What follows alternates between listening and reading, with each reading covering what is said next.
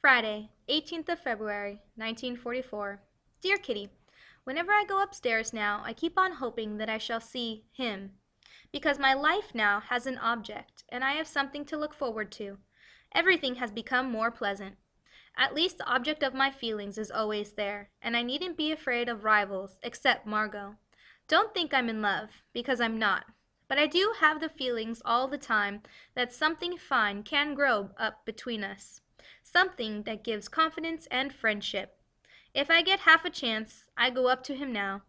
It's not like it used to be when he didn't know how to begin. It's just the opposite. He's still talking when I'm half out the room. Mummy doesn't like it much, and always says I'll be a nuisance and that I must leave him in peace. Honestly, doesn't she realize that I've got some intuition? She looks at me so queerly every time I go into Peter's little room. If I come downstairs from there, she asks me where I've been. I simply can't bear it, and think it's horrible. Yours, Anne. Saturday, 19th of February, 1944. Dear Kitty, it is Saturday again, and that really speaks for itself. The morning was quiet. I helped a bit upstairs, but I didn't have more than a few fleeting words with him.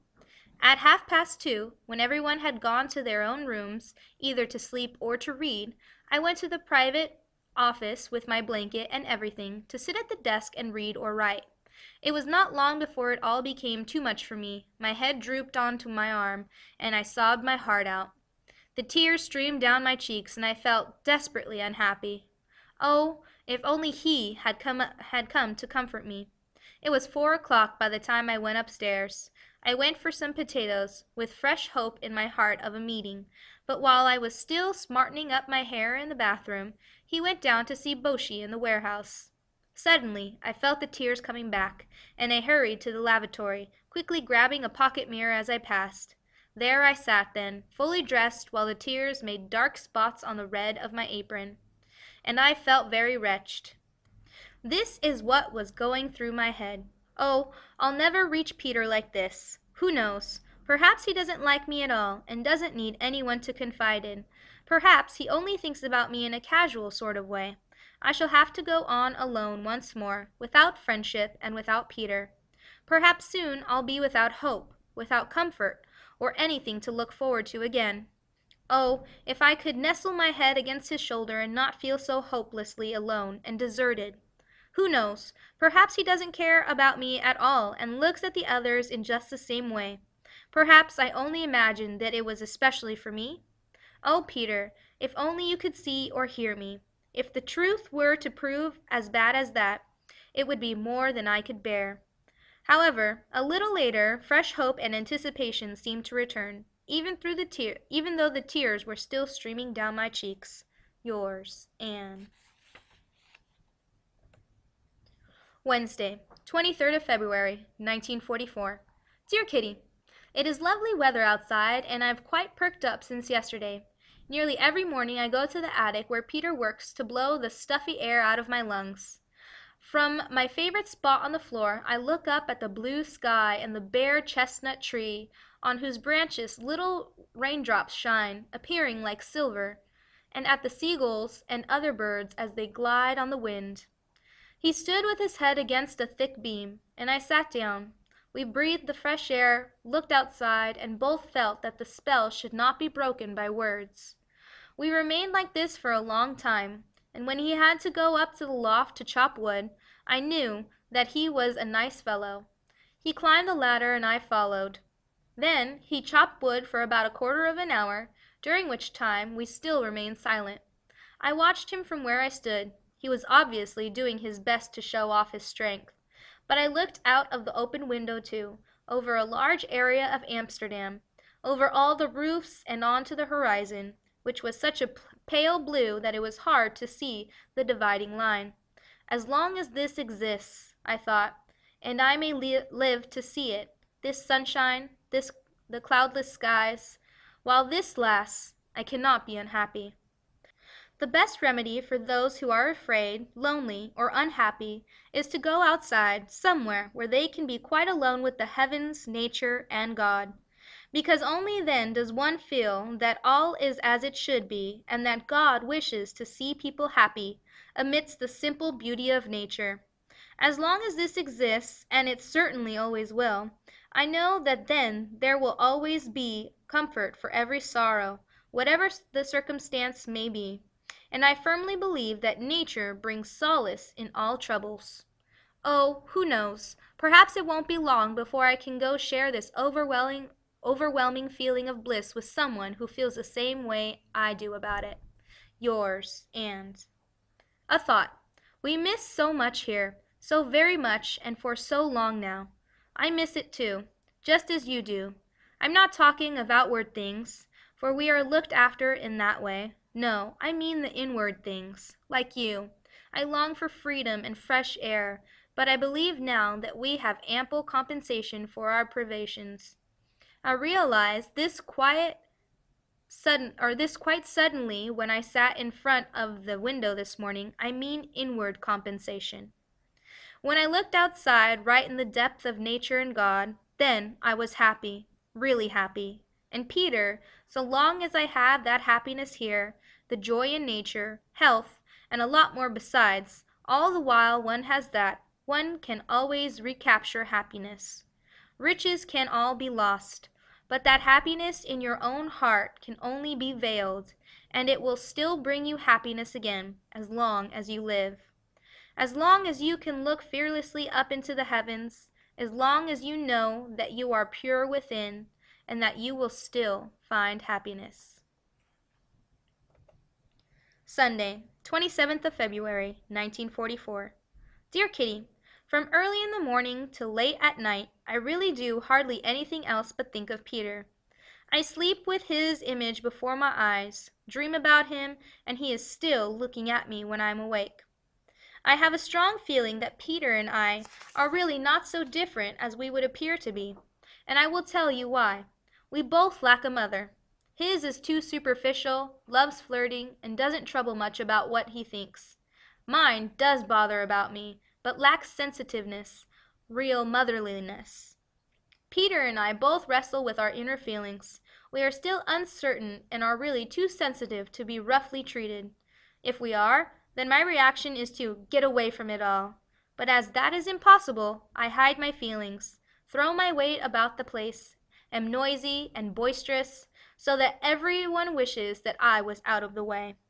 He, on the contrary, shuts himself up, hardly talks at all, is quiet, daydreams, and in this way carefully conceals his true self.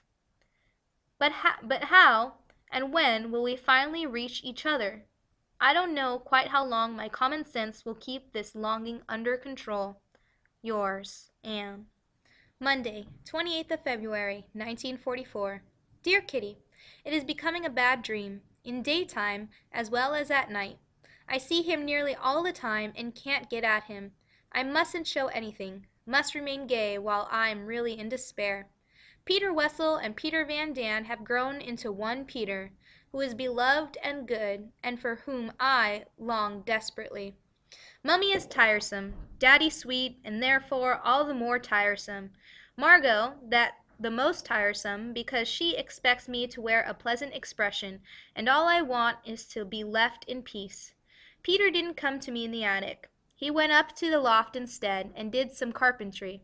At every creak and every knock some of my courage seemed to seep away, and I grew more unhappy. In the distance a bell was playing, pure in body, pure in soul. I'm sentimental, I know. I'm desperate and silly, I know that too. Oh, help me. Yours, Anne. Wednesday, 1st of March, 1944. Dear Kitty, my own affairs have been pushed into the background by a burglary. I'm becoming boring with all my burglars, but what can I do? They seem to take such a delight in honoring Colin and Co. with their visits. This burglary is much more complicated than the one in July 1943. When Mr. Van Daan went to Crawler's office at 7:30, as usual, he saw that the communicating glass doors and the office door were open. Surprised at this, he walked through and was even more amazed to see that the doors of the little dark room were open too, and that there was a terrible mess in the main office. There has been a burglar, he thought to himself at once, and to satisfy himself he went straight downstairs to look at the front door, felt the Yale lock, and found everything closed. Oh, then both Peter and Eli must have been very slack this evening, he decided. He remained in Crawler's room for a while, then switched off the lamp and went upstairs, without worrying much about either the open doors or the untidy office. This morning Peter knocked at our door early and came with the not-so-pleasant news that the front door was wide open. He also told us that the projector and Crawler's new portfolio had both disappeared from the cupboard. Peter was told to close the door. Van Daan told us of his discoveries the previous evening, and we were all awful worried. What must have happened is that the thief had a skeleton key, because the lock was quite undamaged. He must have crept into the house quite early and closed the door behind him, hidden himself when disturbed by Mr. Van Daan, and when he departed fled with his spoils, leaving the door open in his haste. Who can have our key? Why didn't the thief go to the warehouse? Might it be one of our own warehousemen? And would he perhaps betray us, since he certainly heard Van Daan and perhaps even saw him? It is all very creepy, because we don't know whether this same burglar may not take it into his head to visit us again, or perhaps it gave him a shock to find that there was someone walking about in the house. Yours, Anne. Thursday, 2nd of March, 1944. Dear Kitty, Margot and I were both up in the attic today, although we were not able to enjoy it together as I had imagined. Still, I do know that she shares my feelings over most things. During dishwashing, Eli began telling Mummy and Mrs. Van Daan that she felt very discouraged at times. And what help do you think they gave her? Do you know what Mummy's advice was? She should try to think of all the other people who are in trouble. What is the good of thinking of misery when one is already miserable oneself?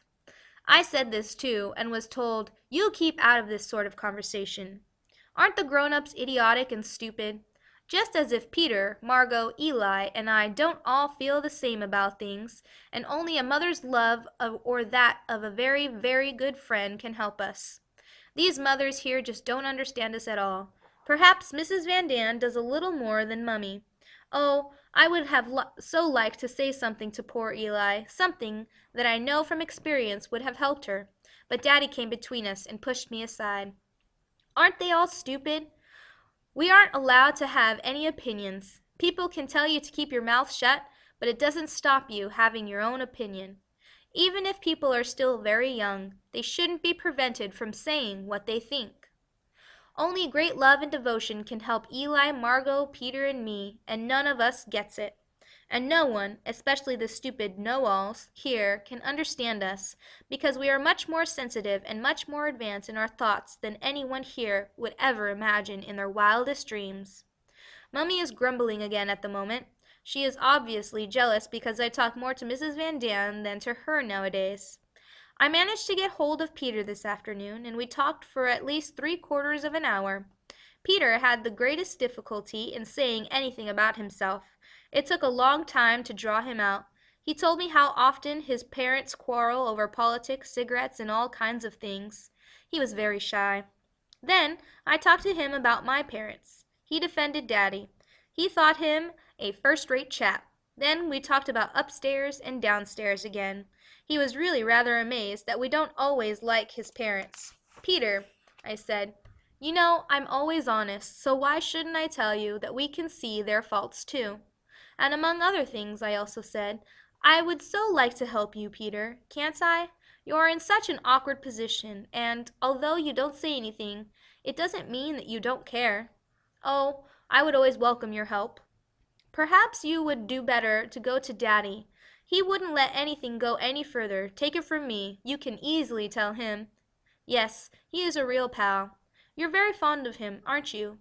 Peter nodded, and I went on, "And he is of you, too." He looked up quickly and blushed. It was really moving to see how these few words pleased him. "Do you think so?" he asked. "Yes," I said.